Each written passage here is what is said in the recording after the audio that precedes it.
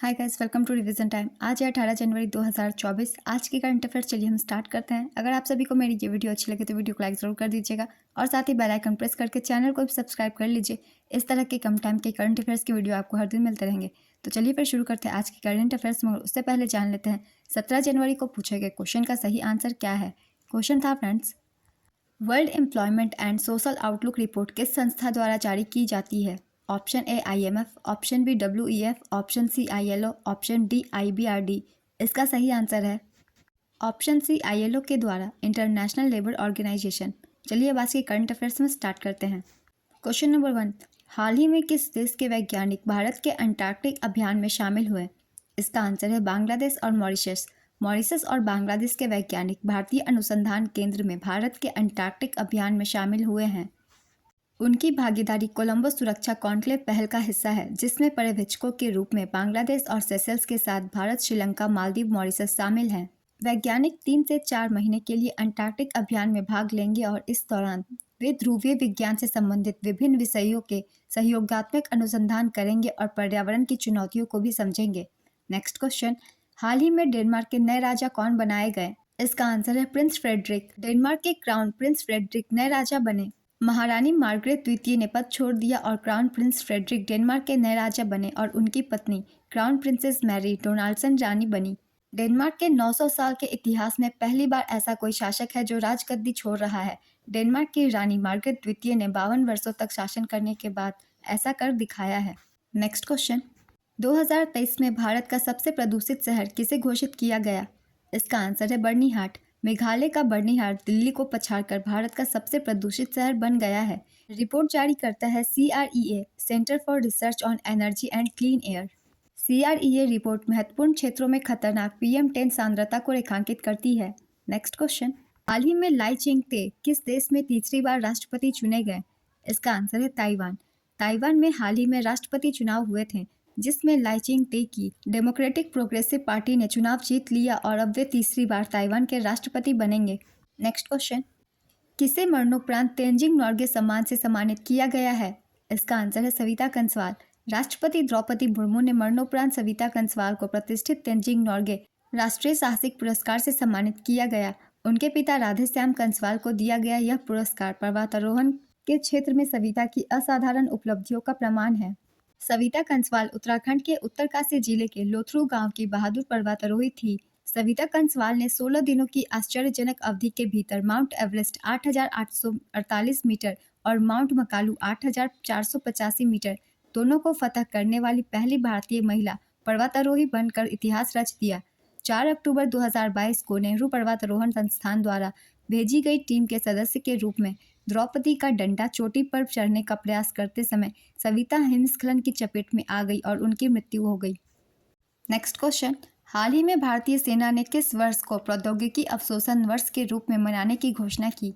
इसका आंसर है 2024। भारतीय सेना 2024 को प्रौद्योगिकी अवशोषण वर्ष, टेक्नोलॉजी एब्जॉर्प्शन ईयर के रूप में मनाएगी। सेना ने पहले ही 2500 secure army mobile Bharat version handset शामिल कर लिए हैं, जिनमें मल्टी लेयर एन्क्रिप्शन और 5G के अनुरूप है।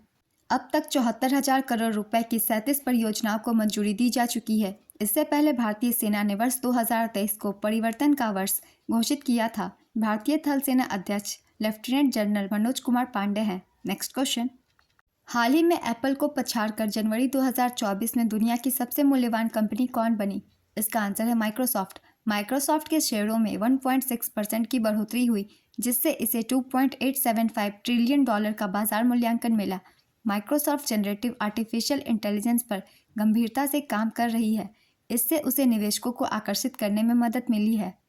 माइक्रोसॉफ्ट का वैल्यू है $2.875 ट्रिलियन और एप्पल की $2.871 ट्रिलियन। माइक्रोसॉफ्ट की स्थापना 1975 में हुई थी। इसका मुख्यालय संयुक्त राज्य अमेरिका में स्थित है। सत्य नडेला इसके चेयरमैन हैं। नेक्स्ट क्वेश्चन, किस राज्य ने 2026 से 27 तक $500 अरब की अर्थव्यवस्था बनने का लक्ष्य रखा। इसका आंसर है गुजरात। गुजरात के मुख्यमंत्री भूपेंद्र पटेल ने कहा कि उनकी सरकार भारत के GDP में 10% योगदान देने और 2026-27 तक 500 बिलियन की अर्थव्यवस्था बनने का लक्ष्य रखा है। द हिंदू न्यूज़पेपर के अनुसार गुजरात राष्ट्रीय सकल घरेलू उत्पाद में 8.3% का योगदान देता है।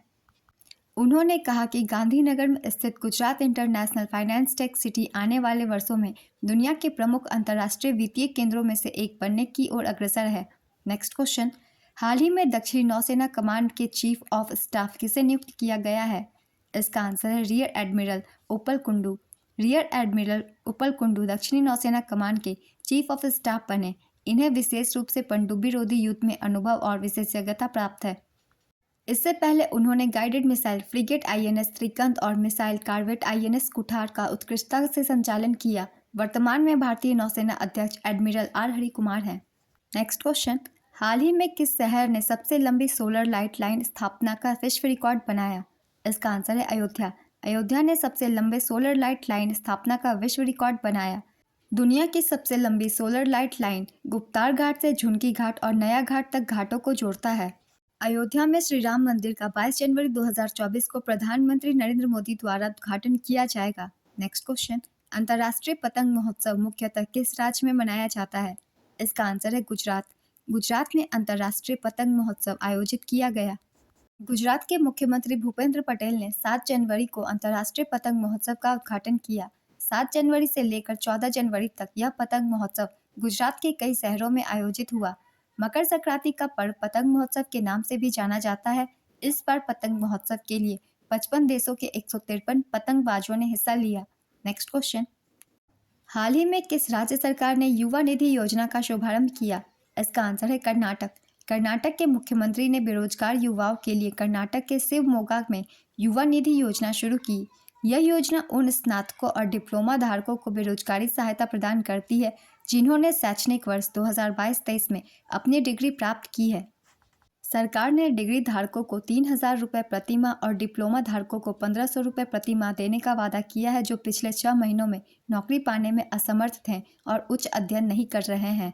नेक्स्ट क्वेश्चन, 2025 में आयोजित होने वाले 9वें एशियाई शीतकालीन खेल का शुभंकर क्या लॉन्च किया गया? इसका आंसर है बिनबिन और नीनी। 9वां एशियाई शीतकालीन खेल 2025 हार्बिन हेइलोंग जियांग प्रांत चीन में आयोजित होगा, जिसका शुभंकर बिनबिन और नीनी हाल ही में लॉन्च किया गया है। Official slogan dream of water love among Asia. 19वां एशियाई खेल 2022 चीन के हांगझाओ में आयोजित हुआ था। नेक्स्ट क्वेश्चन, प्रत्येक वर्ष भारतीय सेना दिवस कब मनाया जाता है? इसका आंसर है 15 जनवरी। भारतीय सेना दिवस प्रत्येक वर्ष 15 जनवरी को मनाया जाता है। यह दिन उस क्षण को मनाने के लिए मनाया जाता है जब लेफ्टिनेंट जनरल एम करियप्पा ने 15 जनवरी 1949 को भारतीय सेना के पहले कमांडर इन चीफ के रूप में फ्रांसिस बुचर से पदभार संभाला था। फ्रांसिस बुचर भारत के अंतिम ब्रिटिश कमांडर इन चीफ थे। इस बार 15 जनवरी 2024 को भारत ने अपना 76वां सेना दिवस मनाया। नेक्स्ट क्वेश्चन, हाल ही में भारत और किस देश के बीच के तटरक्षकों के बीच संयुक्त अभ्यास सहयोग काइजिन का आयोजन किया गया? इसका आंसर है जापान। भारतीय और जापानी तटरक्षकों के बीच 8 जनवरी 2024 को चेन्नई के तट पर सहयोग काइजिन नामक संयुक्त सैन्य अभ्यास हुआ। यह अभ्यास 2006 में हस्ताक्षरित सहयोग ज्ञापन के तहत दोनों देशों के बीच चल रहे सहयोग का एक हिस्सा है। नेक्स्ट क्वेश्चन, हाल ही में आरबीआई के डिप्टी गवर्नर माइकल देबव्रत पात्रा को कितने वर्ष का विस्तार दिया गया? इसका आंसर है 1 वर्ष। भारत सरकार ने आरबीआई के डिप्टी गवर्नर माइकल देबव्रत पात्रा के लिए दूसरी बार 1 वर्ष का सेवा विस्तार की घोषणा की। माइकल पात्रा को जनवरी 2020 में 3 वर्ष के कार्यकाल के लिए नियुक्त किया गया था। नेक्स्ट क्वेश्चन, हाल ही में देश का सबसे लंबा पुल अटल सेतु का उद्घाटन कहाँ हुआ? इसका आंसर है महाराष्ट्र। पीएम मोदी ने महाराष्ट्र में 12 जनवरी 2024 को देश का सबसे लंबा समुद्री ब्रिज अटल सेतु का उद्घाटन किया तथा 30,500 करोड़ रुपए से अधिक परियोजना का शिलान्यास भी किया। भारत के पूर्व प्रधानमंत्री अटल बिहारी वाजपेयी के नाम पर इसका नाम अटल सेतु रखा गया है। अटल सेतु मुंबई से नवी मुंबई को आपस में जोड़ता है। यह 6 लेन वाला रोड ब्रिज है। इसकी लंबाई 21.8 किलोमीटर है। इसकी लागत 17,840 करोड़ रुपए है। इस सेतु के कारण 2 घंटे का सफर लगभग 15 मिनट में पूरा कर लिया जाएगा। यह दुनिया का 12वां सबसे लंबा समुद्र पर बना पुल भी है।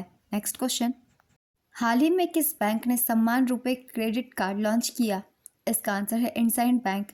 इंडसइंड बैंक ने हाल ही में national payments corporation of India के साथ साझेदारी में यूपीआई सुविधा से लैस इंडसइंड बैंक सम्मान रुपए क्रेडिट कार्ड लॉन्च किया है। यह कार्ड सरकारी क्षेत्र के कर्मचारियों के लिए लॉन्च किया गया है। आज के करंट अफेयर्स के क्वेश्चन कंप्लीट होते हैं फ्रेंड्स। चलिए अब आज का क्वेश्चन देखते हैं क्या है। माइक्रोसॉफ्ट की स्थापना किसने की?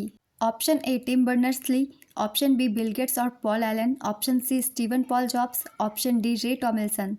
अपना आंसर गेस कीजिए या फिर कमेंट बॉक्स में दीजिए। अगर आप सभी को मेरी ये वीडियो अच्छी लगी हो तो वीडियो को लाइक जरूर कर दीजिएगा और साथ ही बेल आइकन प्रेस करके चैनल को भी सब्सक्राइब कर लीजिए। इस तरह के कम टाइम के करंट अफेयर्स की वीडियो आपको हर दिन मिलते रहेंगे।